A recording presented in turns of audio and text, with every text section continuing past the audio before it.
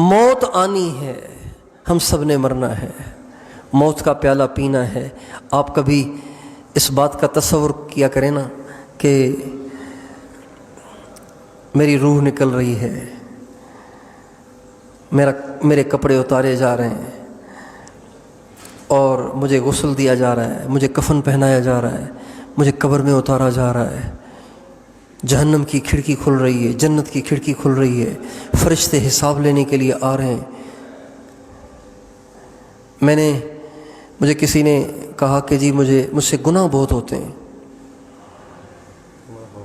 زنا کرنے کو بہت دل کرتا ہے اور بہت ساری برائیاں مجھ سے ہو جاتی ہیں، میں کیا کروں؟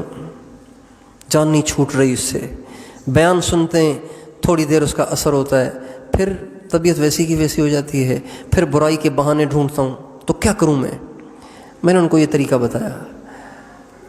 میں نے کہا ہمارے نبی کا ارشاد ہے اکثروا ذکر ہاضم اللذات، خواہشات کو توڑنے والی چیز کو خوب یاد کرو، اور وہ موت ہے۔ ہمارے نبی نے فرمایا وہ موت ہے۔ چنانچہ جب ان کو یہ عمل بتایا تو 2 یا 3 دن کے بعد انہوں نے بتایا کہ اللہ کا شکر ہے، وہ ساری کیفیت اللہ نے ختم کر دی۔ اب تو اتنا ڈر لگتا ہے، جو ہی موت کو سوچنے بیٹھتا ہوں اتنا ڈر لگتا ہے کہ جیسے اب مرا۔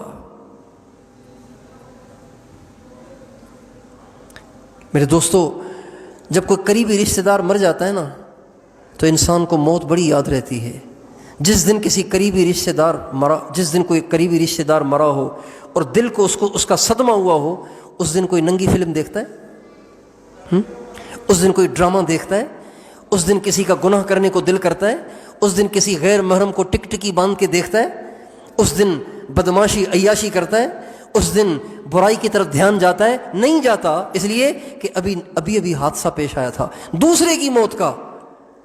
اپنی موت کو ہم اگر یاد کر لیا کریں تو دل ہمارا کتنا پاک صاف ہو جائے۔ اس لیے موت وہ چیز نہیں ہے کہ جس کو بھلا دیا جائے، موت کو یاد رکھنا چاہیے، کبھی بھی موت کو نہیں بھولنا چاہیے۔ حضور نبی کریم صلی اللہ علیہ وسلم کی یہ کیفیت ہوا کرتی تھی، ہر وقت آپ پر موت کی کیفیت طاری رہتی تھی۔ آپ کے ایک بہت پیارے صحابی ہیں حضرت اسامہ ابن زید رضی اللہ تعالی عنہما، انہوں نے ایک چیز خریدی اور جس سے خریدی اس کو کہا 1 مہینے کے بعد پیسے لے لینا۔ آپ علیہ السلام کو پتہ چل گیا کہ اسامہ 1 مہینے کی ادھار پر چیز خرید کے لایا ہے۔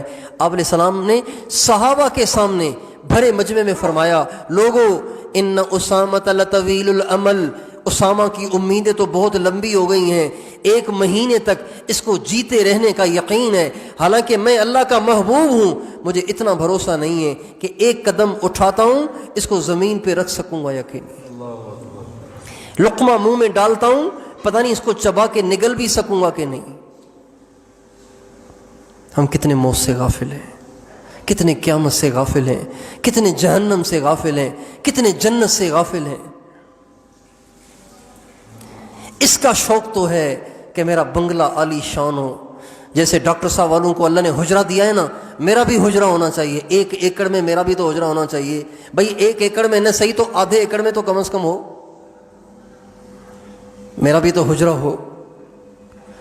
اس کا شوق تو ہے کہ ہمارے پاس حجرے ہوں، ہمارے پاس بنگلے ہوں، ہمارے پاس گاڑیاں ہوں، ہمارے پاس کم از کم موٹر سائیکل تو ہو، میرے پاس بھی زمینیں ہوں، میرے پاس بھی بڑی ملازمت ہو، میری بھی بڑی ساری تنخواہ ہو۔ اس کا شوق تو ہے، اس کا شوق نہیں ہے کہ جنت میں مجھے حضور کا پڑوس مل جائے۔